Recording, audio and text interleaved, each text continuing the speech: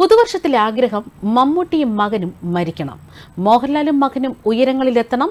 വെള്ളമടിച്ച് പൂസായി വായിൽ തോന്നിയത് വിളിച്ചു പറഞ്ഞ അണ്ണനിപ്പോൾ മാപ്പിരന്ന് എത്തുകയാണ്. മലയാളത്തിലെ ഒരു യൂട്യൂബ് ചാനലിൽ വന്ന വീഡിയോയിലാണ് മട്ടാഞ്ചേരിക്കാരനായ സനോജ് റഷീദ് കൈവിട്ട വാക്കുകൾ പ്രയോഗിച്ചത്. പുതുവത്സരത്തിലെ ആഗ്രഹങ്ങൾ എന്തൊക്കെയാണ് എന്ന് യൂട്യൂബ് ചാനലിൽ ചോദിച്ചപ്പോൾ മോഹൻലാലും മകനും ഉന്നതങ്ങളിൽ എത്തണമെന്നും മമ്മൂട്ടിയും മകനും നശിച്ച് പണ്ടാരടങ്ങണം എന്നുമായിരുന്നു ഈ മഹാൻ ആവശ്യപ്പെട്ടത്. ഇതോടെ മെഗാസ്റ്റാർ മമ്മൂട്ടിക്കെതിരെ വിദ്വേഷ പ്രചരണം നടത്തിയ ഇയാൾക്കെതിരെ മമ്മൂട്ടി ഫാൻസ് അടക്കമുള്ളവർ രംഗത്തെത്തി. ഇപ്പോഴത്തെ തന്റെ വായിന്ന് വീണിരിക്കുന്ന ഈ വിദ്വേഷ പ്രചരണത്തിൽ മാപ്പ് പറഞ്ഞിരിക്കുകയാണ് സനോജ്. ഇതിന്റെ വീഡിയോ അടക്കം ഇപ്പോൾ സോഷ്യൽ മീഡിയയിൽ വൈറലാവുകയാണ്.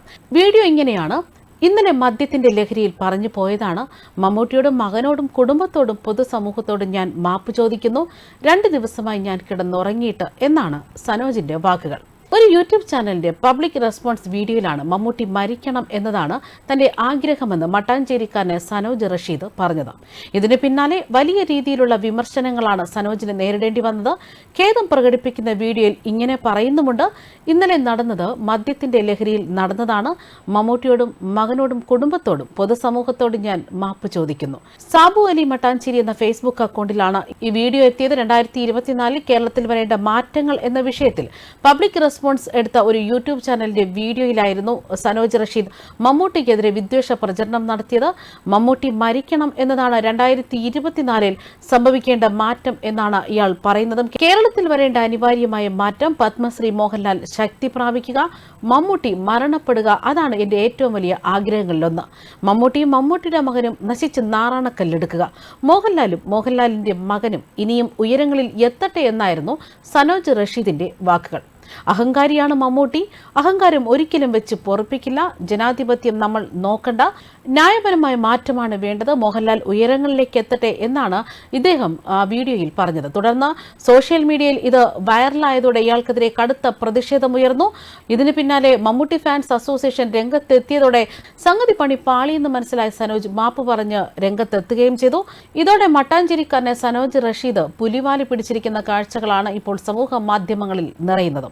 അതേസമയം സ്വന്തം യൂട്യൂബ് ചാനലിലൂടെ മമ്മൂട്ടിയെക്കുറിച്ച് പറയുന്ന ബിഗ് ബോസ് താരം രജിത് കുമാറിന്റെ ഒരു വീഡിയോയും ഇപ്പോൾ വൈറലാവുകയാണ്.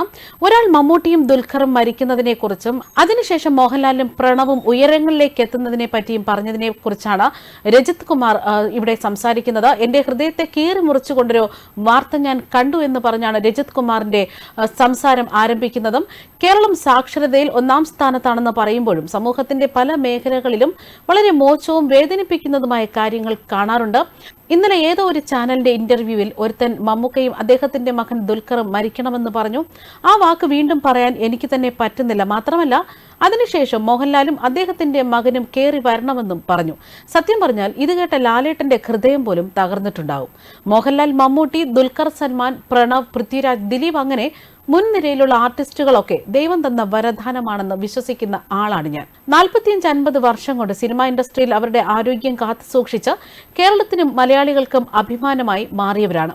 അവരുടെ കാലിൽ ഒരു മൊട്ടുസൂചി പോലും തറയ്ക്കരുത് എന്ന് വേണം നമ്മൾ പ്രാർത്ഥിക്കാൻ. കുറച്ച് അന്വേഷിച്ചതിനൊക്കെ ശേഷമാണ് ഞാനിത് പറയുന്നത്. ഞാൻ കുറെ കാലമായി ഒന്നിനോടും പ്രതികരിക്കാതെ ഇരിക്കുന്ന ആളാണ്. പല സംഭവങ്ങൾ നടക്കുമ്പോഴും എന്തോ അതിനോട് പ്രതികരിക്കാത്തത് എന്തെന്ന് പലരും ചോദിക്കാറുണ്ട്.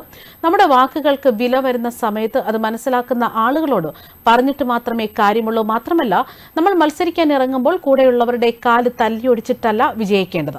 പരിശ്രമിച്ച് പരാജയപ്പെട്ടാൽ നമുക്കതോർത്ത് സമാധാനിക്കാം. ചിലരോട് രാഷ്ട്രീയ വൈരാഗ്യമുണ്ടാകാം. അതൊരു മത്സര ബുദ്ധിയോടെ എടുക്കണം. ആരെയും സോപ്പിടാനോ എന്തെങ്കിലും പ്രതീക്ഷിച്ചോ പറയുന്നതല്ല.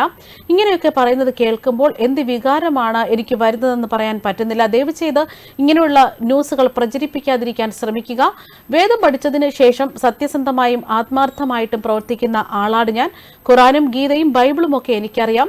കാലടി ശ്രീ ശങ്കരാചാര്യ കോളേജിലെ അധ്യാപകനായിരുന്ന ഞാനിപ്പോൾ കലാമേഖലയിൽ സജീവമാണ്.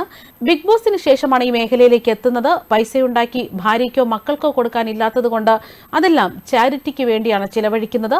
സാമൂഹ്യ പ്രവർത്തകൻ എന്ന നിലയിൽ ഒരു രോഗത്തെയും മരണത്തെയും കുറിച്ചൊക്കെ കേൾക്കാനും കാണാനും ഭയങ്കര മനപ്രയാസം ഉണ്ടാകാറുണ്ട്. മമ്മൂക്കയും ലാലേട്ടനും മക്കളുമൊക്കെ ഒരു 100 വർഷം ആരോഗ്യത്തോടെയും സൗഖ്യത്തോടെയും സന്തോഷത്തോടെയും നന്നായി ജീവിക്കാൻ പടച്ചോൻ സഹായിക്കട്ടെ എന്നുമാണ് രജിത് കുമാർ തന്റെ വീഡിയോയിലൂടെ വ്യക്തമാക്കുന്നത്. ന്യൂസ് ഡെസ്ക് കർമ്മ ന്യൂസ്.